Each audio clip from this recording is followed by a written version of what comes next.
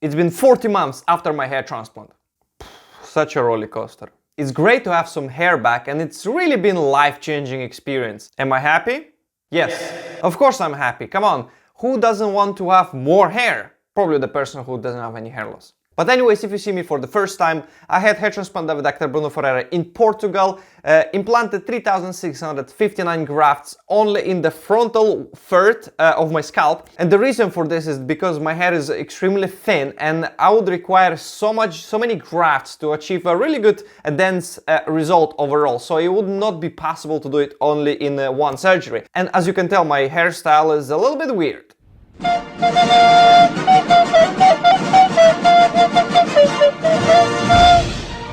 Yep, I'm wearing a headband. Why? Just to keep my hair in place. It grew so long, it's pretty crazy. Just look at this.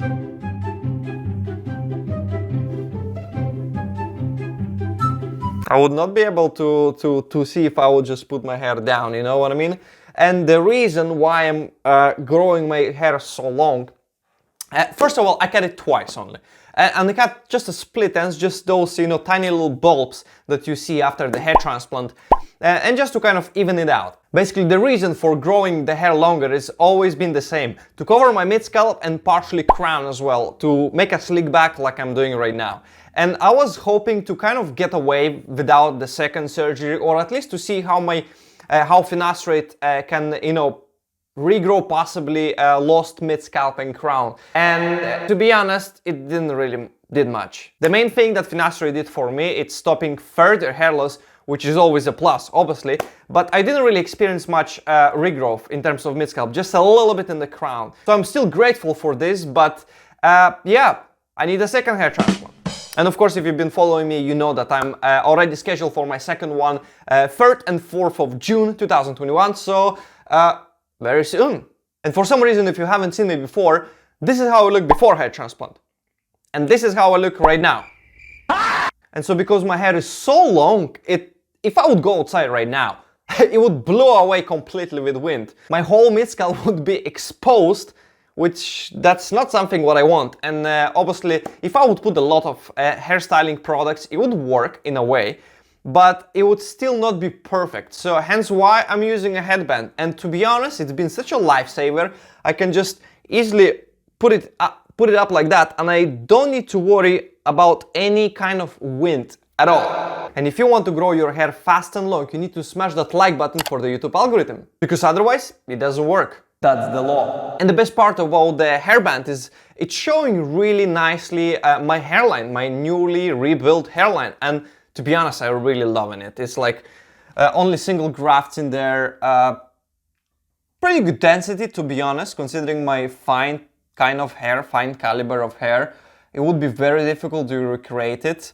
Of course, it's not perfect at certain light conditions. Under the harsh light, it's still a little bit see-through, so I'm gonna go ahead and on my second hair transplant, I'm gonna add some density into it. And if you want to know exactly what I'm gonna do on my second hair transplant, have a look at the video over here. I'm gonna put it in this little bulb, where I discuss basically everything related to my second hair transplant. And of course, yeah, it could be a little bit lower, for those of you who are seeking like a perfect, hairline. But for me, being beforehand a Norwood 5, which is a pretty severe hair loss, to be honest, what has been done, it's unbelievable.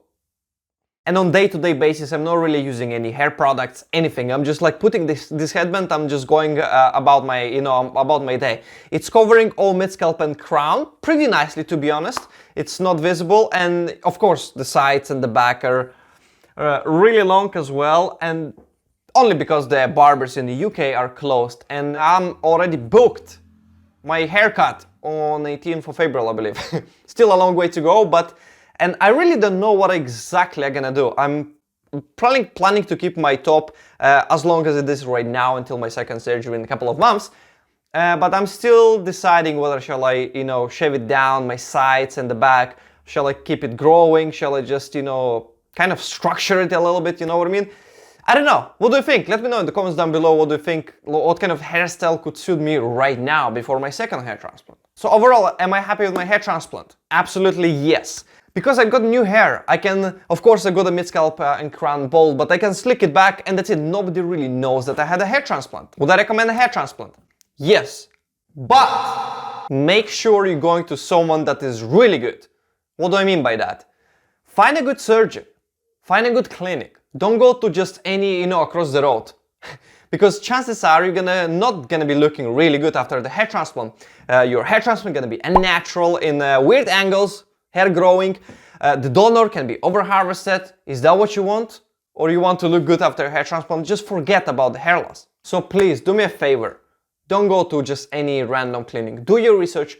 Don't rush. You're gonna find a good place. You're gonna get a good hair transplant and you're gonna be happy. In terms of managing my hair, I'm pretty much stopped shampooing very frequently. I'm using shampoo only once a week, and every day or every other day, I would say, I'm just, washing it with water, with plain water, nothing else.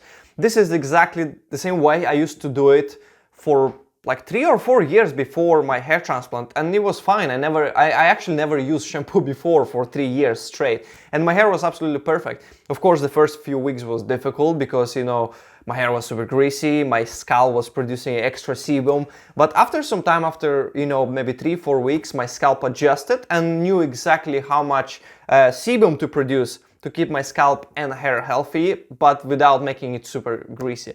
What I'm doing basically every day, in the morning I'm waking up, of course my hair is a mess, and what I'm doing, and basically whenever I'm washing my hands, I don't dry my hands with a towel, I'm drying my hands through my hair. I'm just brushing it with a little bit of water, take a brush, comb it back, and that's it. That's slick back. And whenever it dries a little bit, I put the headband, that's it. That's all things I do, and I can go about my day, which is super easy maintenance. After my hair grew so long, I noticed a really interesting thing that I was thinking it's worse than it actually is, which are my temple points. So at first I was thinking my temple points are receded a little bit, or let's say they thinned out quite a bit, so that's hence why I wanted to do it on my second surgery. But now when I grew it out longer, it actually does not look that bad. What do you think?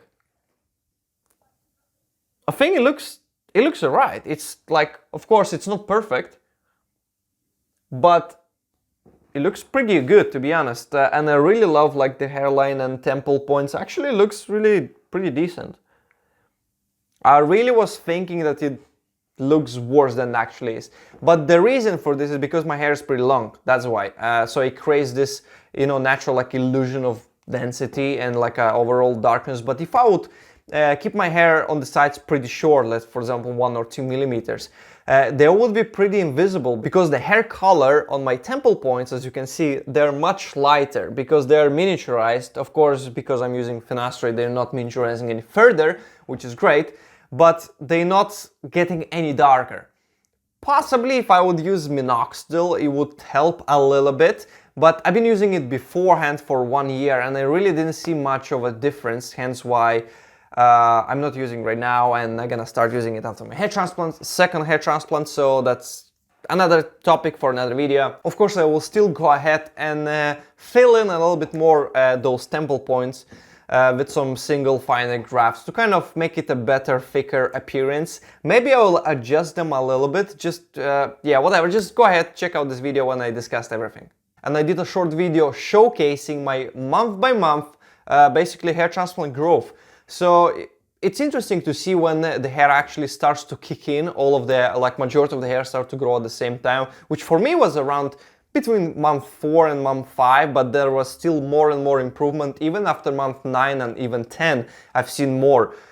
So it's really interesting video if you are worried, in terms of your hair transplant, is it growing, how much more you can expect. Just check out this video, I'm gonna put the link over here. It's really interesting. And this video is gonna be more about preventative treatments, which one actually work without bullshit, without any like a DHT blocking shampoo or not. And of course, the most effective treatments, less effective treatments, and which you should start first and second, and what you can expect. Basically everything I'm talking about in this particular video. Go ahead, check it out, and subscribe to the channel if you haven't already for more videos just like this one with different tips and tricks for hair loss and hair transplants. And yeah, thanks so much for watching, and I'll see you in the next one.